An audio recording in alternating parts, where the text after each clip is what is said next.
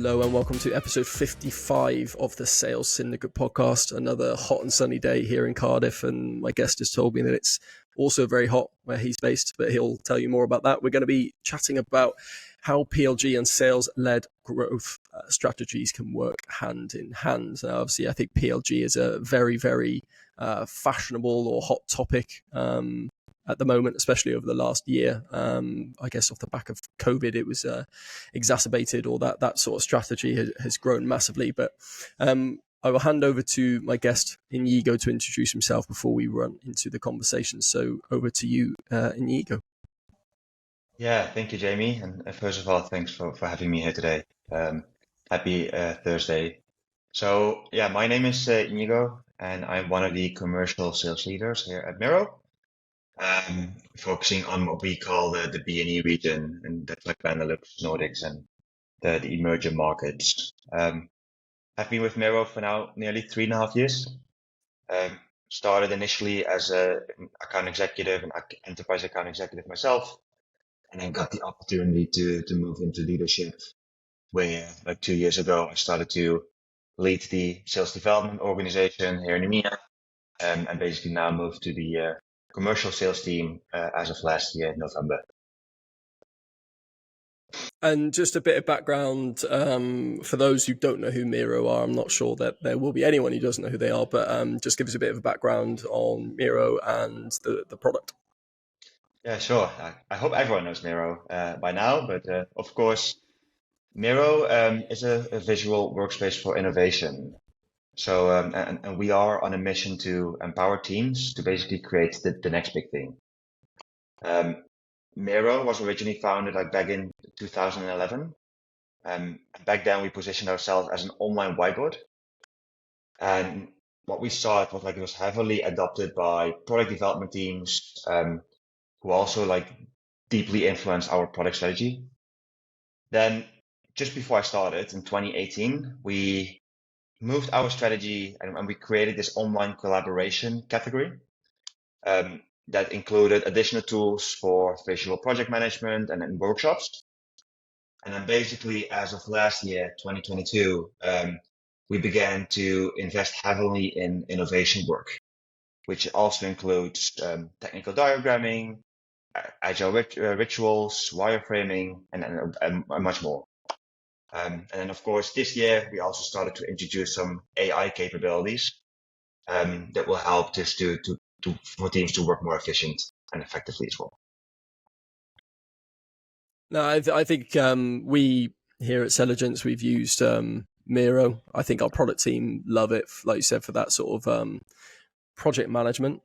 Like the product managers love it. I've got an account. I've got a free account because we're going to be, this nice link into the PLG. I think there's going to be numerous people listening who have either used it, dabbled with it, still use it today. It's a great piece of kit. If you haven't seen it, go and take a look. But like we said, we're going to be talking about how PLG and sales-led growth strategies can work hand in hand. Because I think when we had a chat previously, actually it was a chat at TNW conference in Amsterdam where we first met, and you were talking to us about the shift from primarily PLG to kind of, I guess, a hybrid of PLG and sales-led, which was a new movement or new setup for Miro. But in terms of current state of play then for the company, like the balance between PLG or sales-led, how does that currently work for you guys? Yeah, good question. I think first and foremost, I think we're still heavily invested in the PLG motion. Our entire company is structured on still the PLG philosophy, where we attract new users, where we help them to use the tool, see the value before we start monetizing on them. What is interesting though is, of course, we still have a fairly large sales force within the company. And that's mainly on how we are packaging things. So I think we currently have 4 different packages that we sell. And the first 3 are all self-serve plans where people can buy online, purchase the package online through the platform. And then our sales team is really focused on our enterprise packaging. And that's where the human touch, that's where human interaction takes place. If you look at like how it's divided at the moment, I think like when I just started, you could see that our self-serve business was larger than our high-touch business or the enterprise business. And that shift has moved. It has turned up the other way around, where now the enterprise business is way larger than the self-serve business. So in terms of those three self-serve models then, so how would a user move through that self-serve motion prior to potentially being engaged by the outbound sales team? Sure. So I think whenever you get in touch with Miro for the first time, you of course you sign up, and we basically have an online flow, onboarding flow, where we'll walk you through Miro and also start showing you the value of Miro. So we have few notifications. You will receive onboarding emails. We really try to get you on the tool straight after signing up. And of course, we do have a few limitations on the free tool that we offer. So for example, you can only create 3 boards on the free plan before you have to start upgrading to our first plan, which is called the starter plan. So I think there are a few limitations to the free solution, but still we give a lot of value to that free solution, just so you can experience everything before you have to start paying for the solution or for the tool. And then I guess as the user becomes more engaged, more active, they potentially move up the self-serve pricing models, at which point I guess there could be some crossover with the sales-led motion. Yeah. So I think first of all, they start on what we call the starter plan. And on the starter plan, we provide all value for the end user. So basically, for example, even the AI capabilities that I just mentioned, those are already part of the starter plan, like basically our lower tier plan. So all the end user value is already in that first plan. As you start using the tool, we just see from data that you start, of course, collaborating with other people in your company. So you start inviting people to your boards. You start to create some adoption within your company. And that's when the need for the higher plans come in place. So for example, a company starts to need more teams. They, for example, need the capability of single sign-on because that's a requirement from the company. And that's really when they move up. At some point, at some level of adoption, we as sales teams, we do see that there is a need for the enterprise solution. And for example, we do see that there are multiple multiple paid plans on the self-serve business. And we just know that certain type of companies, they do require centralization or one central plan. And that's when we start reaching out and try to get them on the enterprise solution. What are some of the aside from I guess multiple users under the same company? What are some of the triggers or signals that you would look for that would suggest this customer would be better placed on an enterprise plan? Yeah, very good question. I think first of all, the one you already mentioned is when we see multiple self-serve plans within one company. And of course, then also dependent on the industry that they're working in. We just know that that is not accepted by the business. To give you another example, we also see that sometimes companies have purchased more users, more seats than they actually use. And that is for us also a trigger that they maybe should consider the enterprise solution, because we have a more flexible licensing model on the enterprise solution where they only have to pay for the seats that they actually use. Another one that we're seeing is also, for example, companies start collaborating with external users. Because whenever you start collaborating with external users or with external people, security becomes very, very important. Because of course, there could be IP, there could be content on boards that should not leak outside of the business. And that's when the business wants to take control. So we basically have three reasons, And three that's differentiators potentially why. with is that like agencies, potentially external agencies, things like that? For example, consultancy firms that work with these larger enterprise customers on projects and customer projects. And that's when we're like, okay, these boards are public. These boards can be shared with other people. You maybe want to restrict these because there is some confidential data on these boards. You said that there was a big shift from the large proportion of the business being PLG, and now it's kind of flipped, and it's a slightly larger proportion enterprise. How long did that shift take? Well, first of all, I think the pandemic has changed a lot within our business, right? Um, I personally started in 2020, just before COVID, in Miro. And back then we only had 5 million users. Like 3.5 years later, we have more than 50 million users. So that's basically like a 10x compared to 3 years ago. So we really went through some exponential growth. I think where we saw this moment where our human touch business or enterprise business became larger than the self-serve business was around 2021, really in the middle of COVID. And those you say 50 million users. How many of the 50 million are that sort of enterprise? I don't know, percentage wise, if that's easier. What is the split? Um, Very good question. I think it's at the moment around 10%, I would say. Don't know the exact number by heart, but I don't believe it's about 10%. It's only on the enterprise solution. 10%, but I take it, obviously we're not going to share revenue, but the revenue would be a lot greater on that 10 portion than the rest of the book. Correct. Because as a company, Yeah. we of course all companies of all sizes can use with Miro. We also see that the enterprise business is really focused on these larger companies. So we work with the companies like PepsiCo, with companies like Dell and so forth, like the really large enterprises, where we even want to go wall to wall at some point. So basically that every user, every employee of a company will receive a Miro license as soon as they join the company. And of those 50 million users, how many of those are on a paid plan, and how many are on a free plan?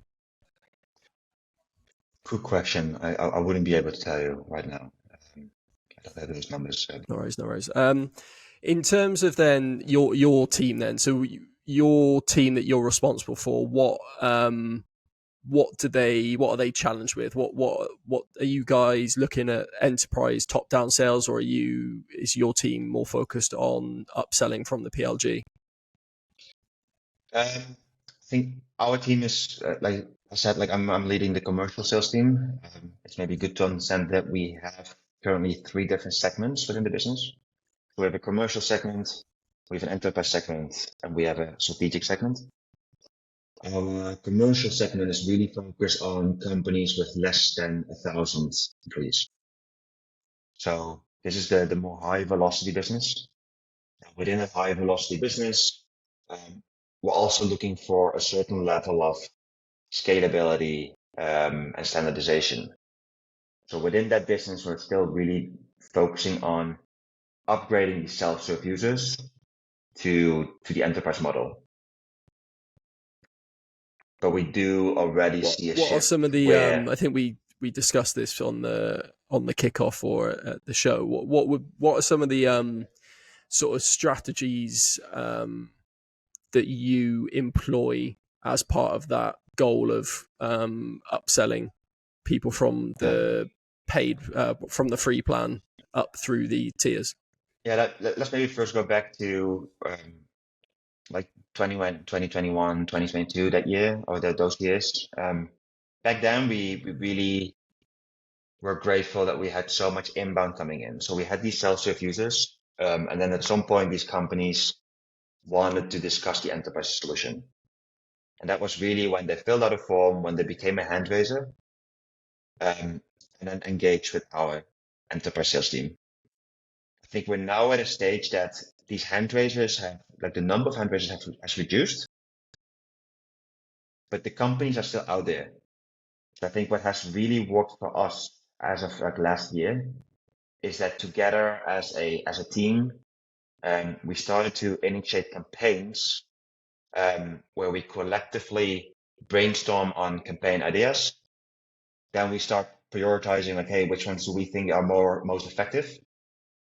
And then drafting our messaging and basically execute collectively as a team. And I really want to highlight doing it as a team because I think that has brought us a lot of good, like a lot of improvements in a way that when we do this as a team, we do see that it provides opportunities for learning and skill development. Because like rep 1 has very different ideas from rep 2, but also the other way around, like they have all their own strengths. What we've also noticed is that, of course, when you do it as a team and collectively, it will increase the level of motivation and drive to basically do this because you're together in this. And of course, whenever you have that support system behind you, it's also easier to persevere through like difficult times or obstacles. Because you have to understand this was really like a difficult time for the business or difficult time for the reps, where first everything came to them. And now they have to start fishing and hunting and looking into that system that we have and all the data that we have to find the opportunities. I think the next phase is where we really have to go outbound to companies that are not using Miro yet, or maybe to go after companies that have used Miro in the past, maybe during COVID times, but where we don't see any usage anymore, and see if we can reactivate them in some way, or first of all understand why they're not using it anymore. So just to focus on the campaign strategy or tactic, do you want to just give us some examples of what you mean by a campaign? You know, ones that you've perhaps run in the last 12 months that have worked well, and how that campaign creation sort of process works. Sure. Let me think. Like we have a good few that we have been executing on. I think one of the ones that we did recently is where let me think. Yeah, what we did recently is like we for example went after customers on the self-serve plan, where we noticed that their current subscription was expiring soon. So for example, they are in a starter plan, they are using it heavily, they maybe have only 10 seats or 20 seats, but we see that their renewal date is coming soon, in maybe a month or two. We use basically that trigger to reach out to the customer and say like, hey, your plan is expiring in the next 2 months. Let's discuss how you feel about Miro, if you're seeing the value, if you're getting the value that you initially expected from the solution. And let's also discuss whether Starter is still the right package for you. And in that conversation, then we start to discover and ask questions and qualify them if there's any pain or need for the enterprise solution. So that's an example that we have been entertaining like recently. I think another one is, I think I already talked about it, is where we do see that a company has purchased more seats than they're actually using. And you would maybe think like, hey, why would you go after those companies? Like they're already paying for more at the moment. But I think it's also very good to understand that it's also about customer experience. And if you reach out to a company and say that, and basically come with the message where you say, hey, I see you purchased 100 seats, but you're only using 80. Let's see if we have another solution in place where you're only paying for the users that you actually need. Like companies do really appreciate that messaging, and it's also increasing like the customer experience for them. So when we're talking about campaigns, essentially it's segments of customers that have certain behaviors that would suggest that there is an opportunity there. In terms of like I'm a marketer, so when I think of a campaign, it's like there would be paid ads, there'd be collateral, there'd be emails, there would be LinkedIn stuff. So when you say campaign, what work goes into planning and executing that campaign? Like what do you pull together in order to go to market with that campaign?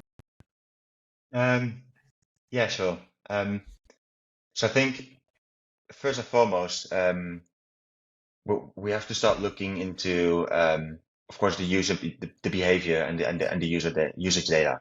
So I think with the team, we sit together. Like we basically have a weekly. We call it a prospecting party.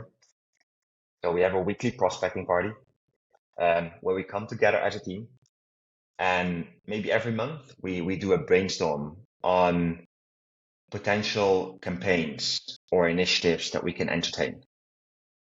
So we do this on a Miro board, of course. So we open up a Miro board and we put down some stickies. We set the timer and we just start brainstorming and basically brain dumping on all potential ideas that we have in mind that we could potentially entertain.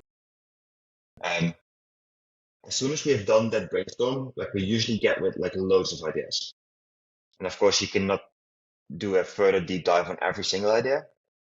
So the next step for us will be doing a voting session. And again, that would happen in Miro because we have the beautiful solutions for that, where we just set up a timer and do a voting. And then we basically pick the top 3 campaigns or the top 3 initiatives or ideas that we have in mind. So with the most votes. After that session, we basically, someone takes a lead into looking into the data.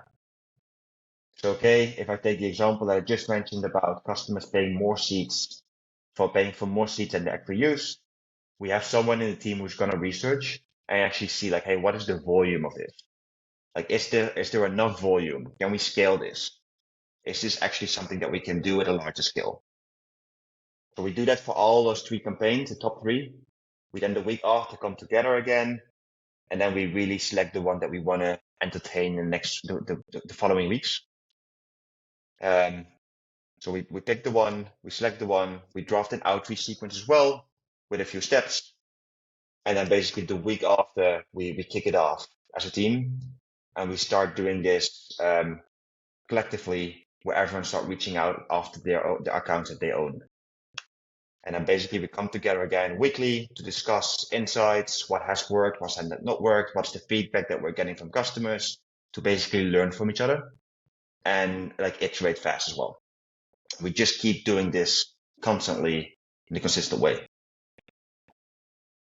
Right. So yeah. So there's not necessarily like a script that the rep has to use. It's just right here is the campaign segment that you're going after, and then their training that they've all had and the structures that they all use under your management and Miro, they just employ those, and they just basically the campaign is just a specific segment that they're going after and a reason why they're going after them. So like the context behind, we're reaching out because we can see that you're highly active, you look like you're maxing out on seats, or it looks like you're approaching your renewal, and we just want to make sure you're getting the most out of the right plan. Exactly.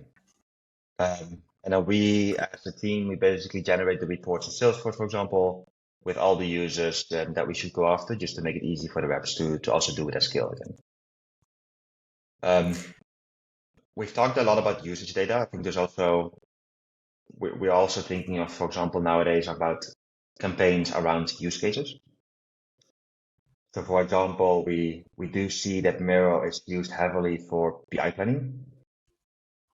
And we also know that we have a very powerful integration with a tool such as Jira, for example.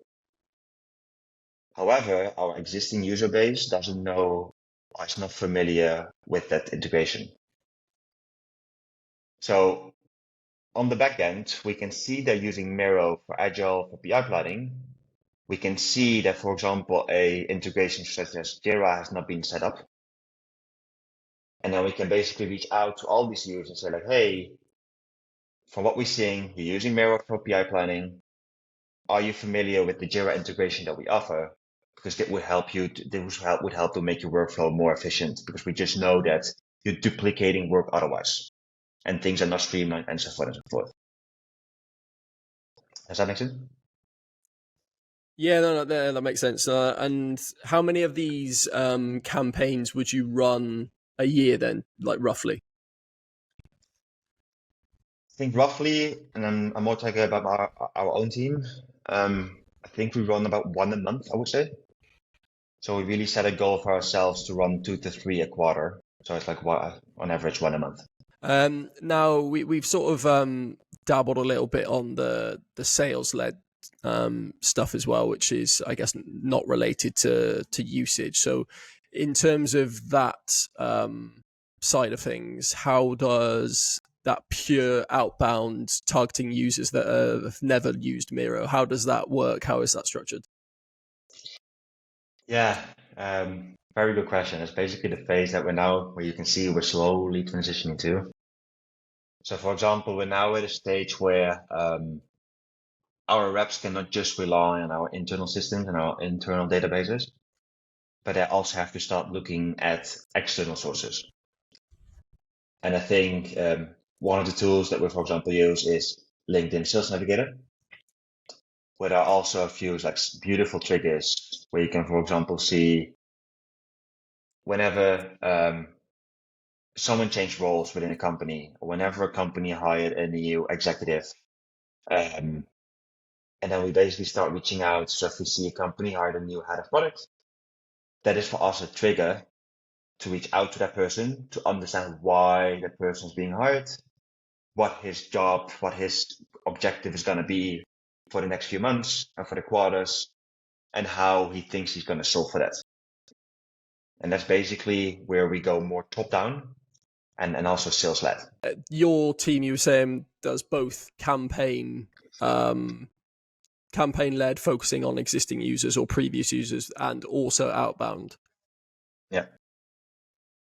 So how do they? How is that?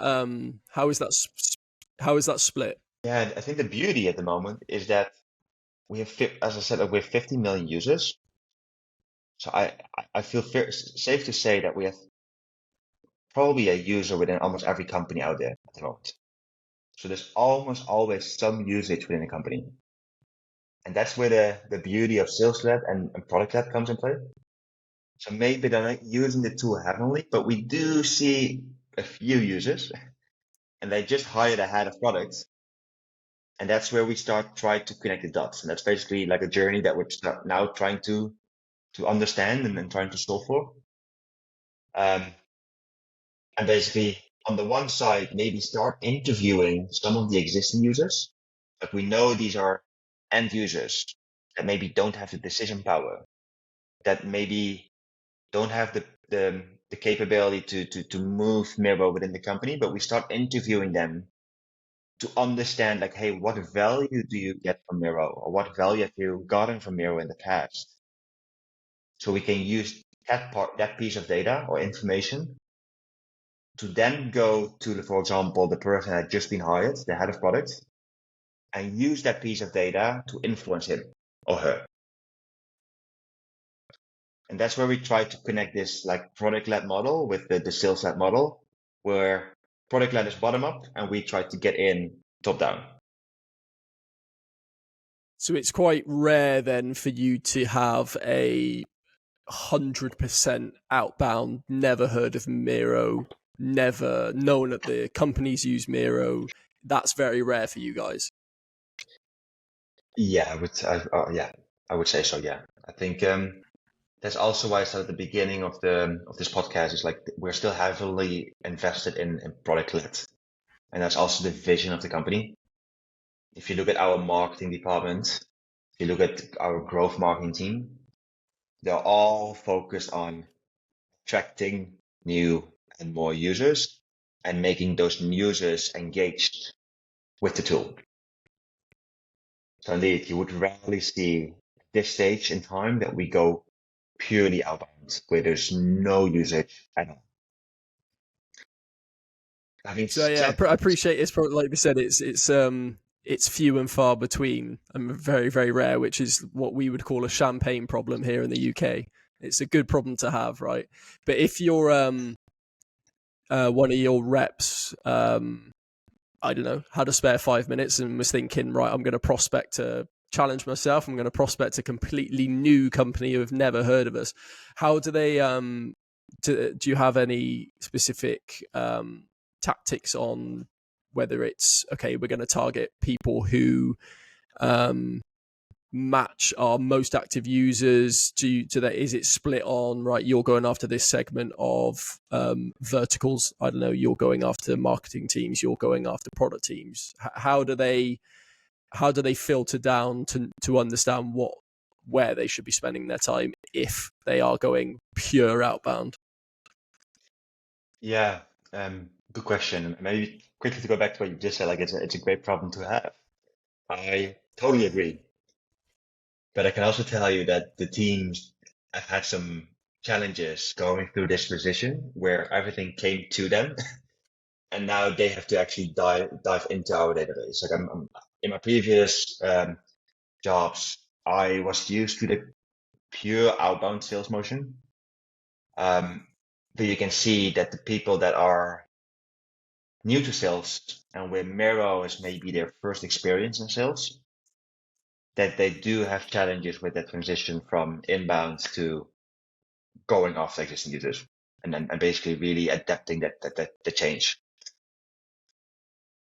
To your second question, about what would you do? And I think that is in line with the strategy change that Miro made and that I talked about at the beginning. Back in the days, we were being perceived as this online whiteboard, and we were being seen as a very horizontal product that could be used by any team in a company, which is still very true.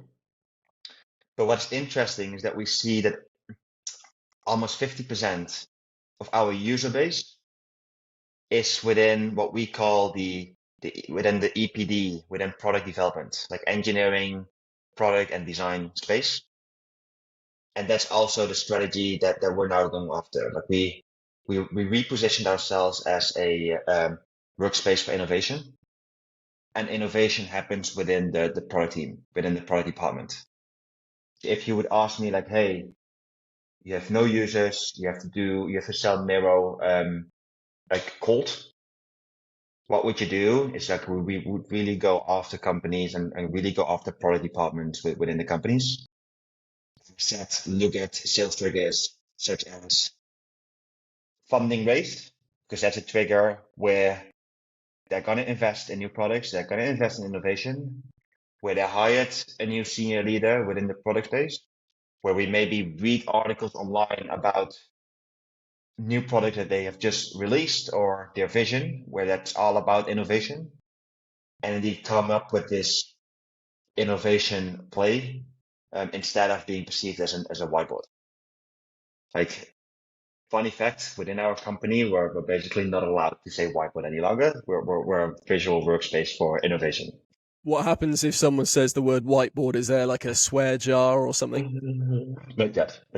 In terms of, you touched on there that guys who have gone into sales, perhaps they're new graduates or they're just moving into sales for the first time sort of later in their career, and they've only worked at Miro, and obviously they're only really used to be able to have the luxury almost of focusing on active users or previous users. What sort of training, what sort of things have you had to work on as a manager yourself or as a company, broader terms, to upskill those sales professionals so that they are more comfortable going outbound? Very good question. I think one of the things that, like, one of the benefits that maybe personally have is that I've also sold Miro myself. So I also know the capabilities of the tool, and I can walk the trail with them. So I basically try to combine my personal experience in pure outbound sales with my experience in selling Miro. And I said, like, walk the trail with them. Define their top 5 prospects, like the top 5 prospects, the highest potential accounts. And basically together start looking for reasons, triggers, understand the businesses, understand the vision of the company, understand what the company actually does. How do they make money? And basically do it together with them.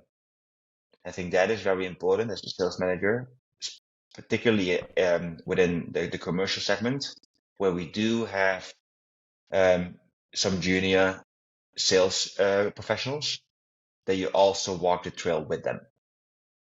Join customer calls, help them with prospecting, do maybe some custom interviews, but basically lead by example, I would say. Yeah, there's a quote from Grey's Anatomy, TV series Grey's Anatomy, where they say, you see one, you do one, you teach one. So you see an operation being performed by someone more experienced, you do one yourself with the help of that person, and then you teach one eventually, like that natural cycle. And I think it's a very good way of training and upskilling. Are there any I don't know, workshops or weekly sales enablement things that you do to help improve them as well? Yeah, I think tools such as, for example, also Gong are amazing. That, of course, I think we're all familiar with the tools such as Gong that records calls. So I think it's an amazing tool to coach teams as well, and basically coach your reps. We do have an enablement team, a sales and enablement team that's amazing. And of course, they are now also leading the entire sales organization to go through this transition. So we do nowadays have like weekly enablement meetings on Monday, for example, that we actually do on a global scale. That is all about, indeed, how do we sell Miro on the business value rather than on usage. And maybe that's the biggest change that we are going through. Selling Miro on the business value and selling what Miro actually solves for, and selling Miro based on usage and on centralization and on security and on scalability. That's a completely new mindset shift that we have to go through, and it will take time. This is not something that will change in one day. I think we're already like miles ahead. We're already far in this process if you compare it to like a year ago. Now you touched on a couple of tools. I think you said Outreach and Gong. What does your tech stack look like then for the team?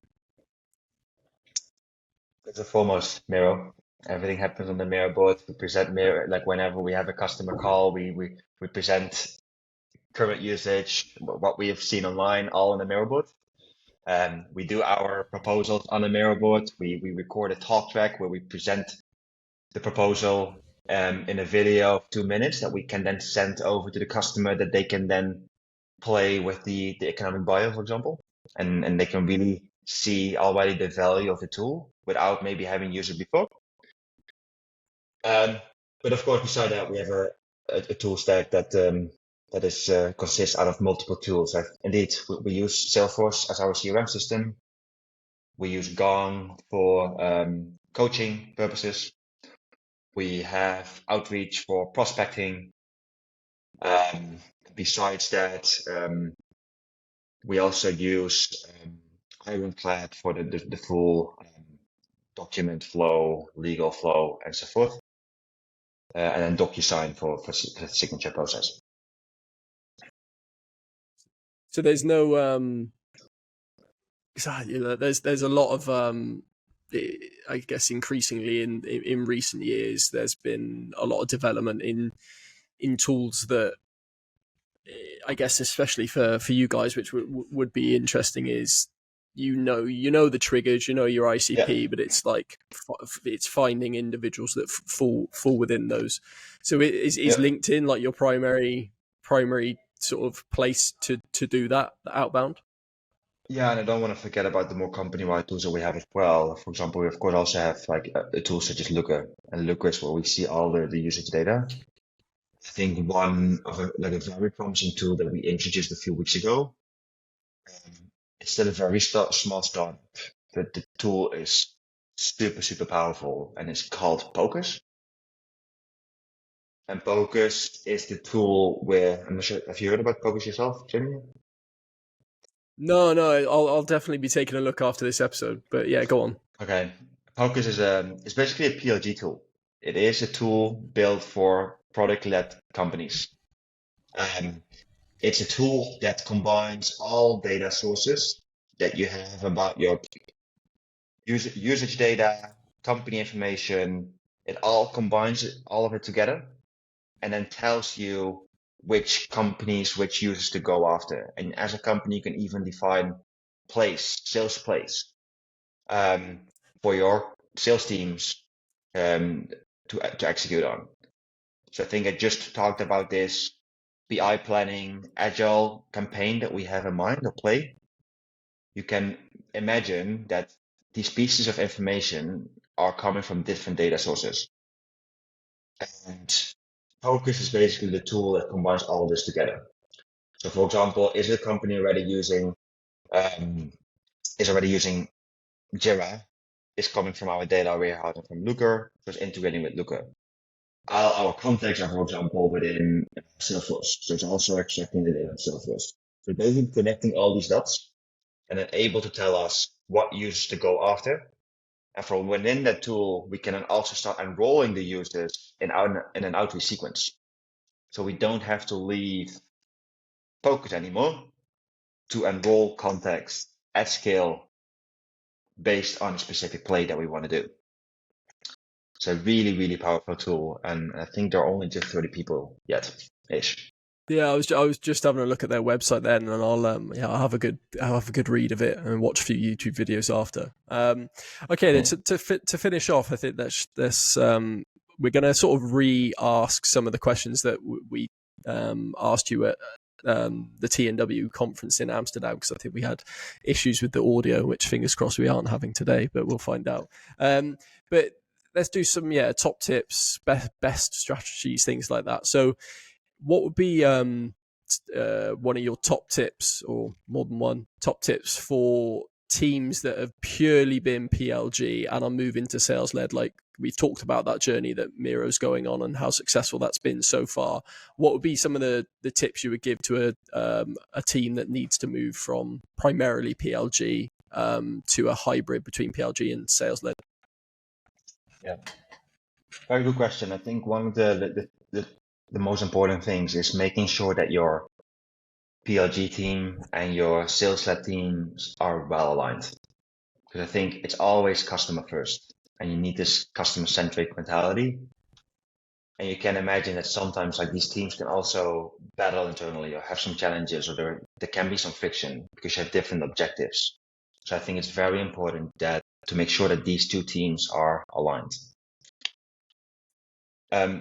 Then secondly, and it's also in line with this, it's interesting. We are, of course, using Salesforce to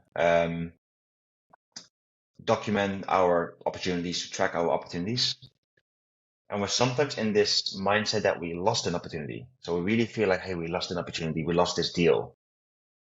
However, I think for a PLG company, it's very good, and especially for the sales teams, it's very good to keep in mind that 8 out of 10 times, we did not lose the customer. These companies are still still your users. They're still paying customers, but maybe not on the enterprise plan, but on one of the other plans. And why I wanted to call this out is because we also need to deliver that messaging to the customer. We also need to give them that experience, that they're still a customer of ours, and not like, hey, thank you for the conversations, goodbye. No, we still should have that conversation to give them and deliver a good experience. Third, Over the oh, go on. The line's pretty bad, so I jumped in a bit early. Then you go on. apologies. I think third for me is to leverage all the insights that you have available.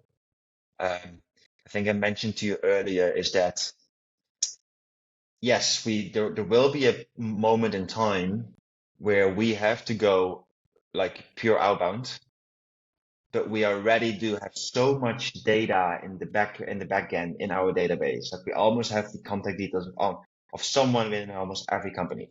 So you utilize the data and insights that you have, and also heavily invest in tools that can help you to gather insights from data. I think I just mentioned, for example, the focus tool. it's an amazing example. Like we had so much data living in different tools and we had to connect the dots ourselves initially. But since we introduced this tool, it's basically able to connect the dots for us. And we as a company can define sales play and basically help the teams to be more efficient in their prospecting. So those are the three that I wanted to mention. Wicked. We touched on the campaigns, which is basically going after a particular segment based on behaviors. What has been, off the top of your head, the best campaign perhaps in the last 12 months? The best one for us was companies that were already on our business plan. So that's basically the tier just before the enterprise plan. And basically try to upsell them to enterprise. Those were the companies that have seen the value of Miro already for a long, long time. And it was relatively easy to get them on the enterprise plan. That was probably the best campaign that we have ran in the last 12 months. Yeah, and I guess those business users were probably on a lengthy paid trial almost, and then obviously you've been able to upsell them to the bigger, more broad sort of solution for their company, which is which is an interesting one. Okay, then as someone in your particular role, what would be your top tips for someone in your role, perhaps from like tips about managing reps or upskilling reps? Top 3 tips for someone in your particular role. Good question. And I remember you asked the same question at TNW here in Amsterdam. Yeah.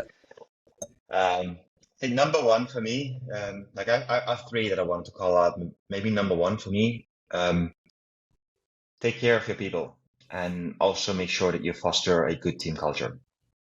That for me is critical. And why is because ultimately happy people drive better results. I think that's number one. Number 2 is be accountable, like hold yourself accountable as well. Like ultimately you have to be responsible for your team.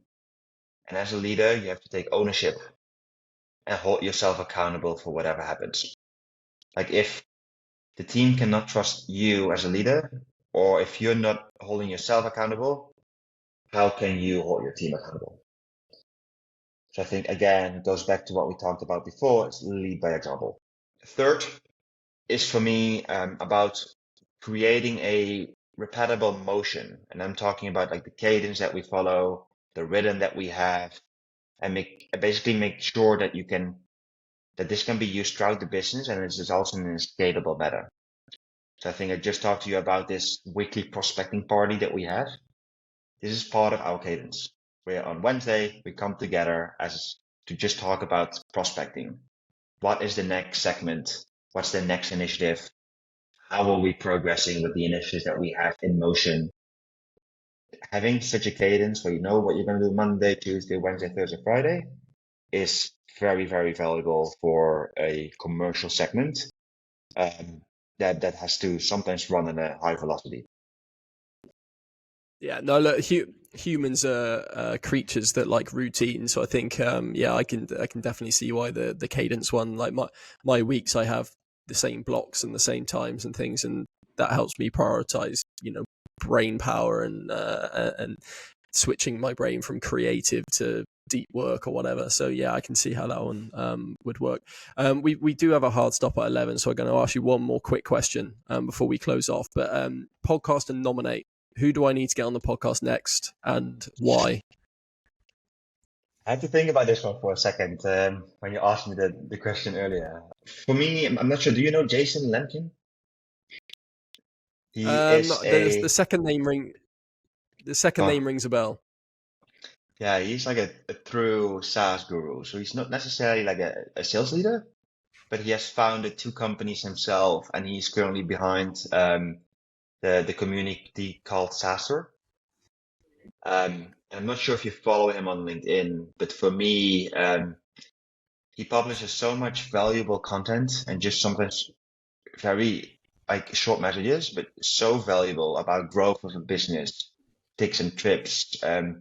Where is the industry moving towards nowadays? For me, yeah, Jason Lemkin is really the true guru that I would love to see you having on a podcast.